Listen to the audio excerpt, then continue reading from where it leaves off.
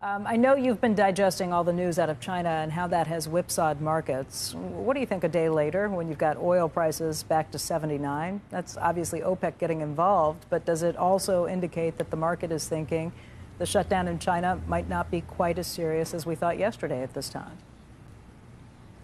Yeah, I think, all these cross currents are causing, especially commodity prices, to move quite a bit. But longer term, look, I think when China comes back on, demand is going to start rising, and that's going to put pressure on commodities on the upside. And I think we need to watch that. And nobody really knows what's going on in China. So when you look at that and you look at what's going on in the world, we're trying to do, when I say we, the Fed is trying to do demand destruction. And along with that comes the pricing coming down of commodities, which is one of the biggest inputs of inflation. So I think China by itself, if it starts coming back, you're going to see some upward pressure on commodity prices.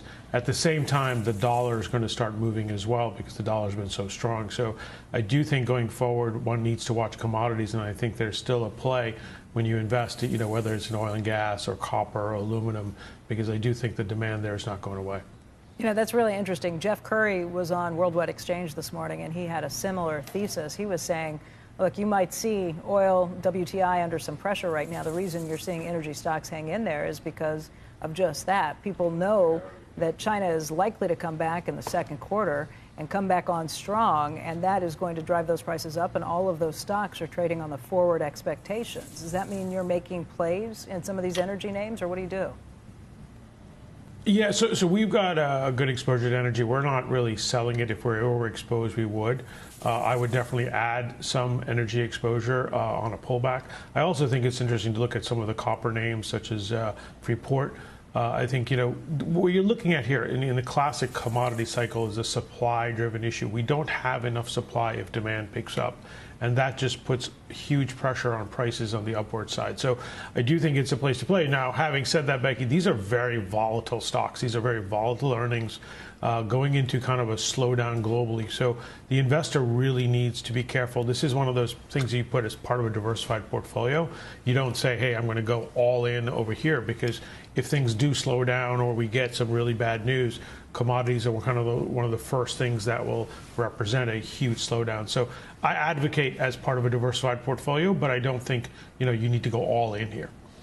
What else makes up that diversified portfolio? I know you liked healthcare for a while.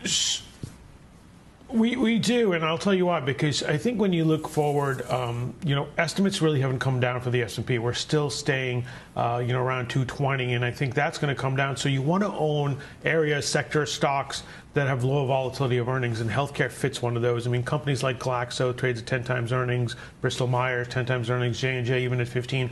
These companies, we have a better see-through for the next 2 to 6 quarters in terms of earnings.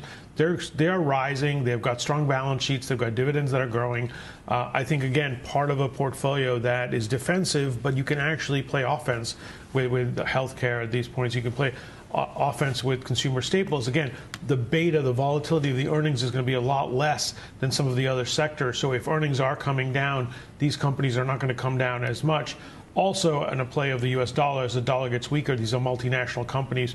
They're going to benefit from a weaker dollar. So a combination of having healthcare, staples, diversified portfolio, I think will really help. Doesn't necessarily mean you have to stay away from the high beta names. You can still own some of those. But I think for the next 2 to 6 quarters, these are going to be some areas that will actually return some positive returns for the investor, as opposed to kind of just saying, hey, I don't want to lose money.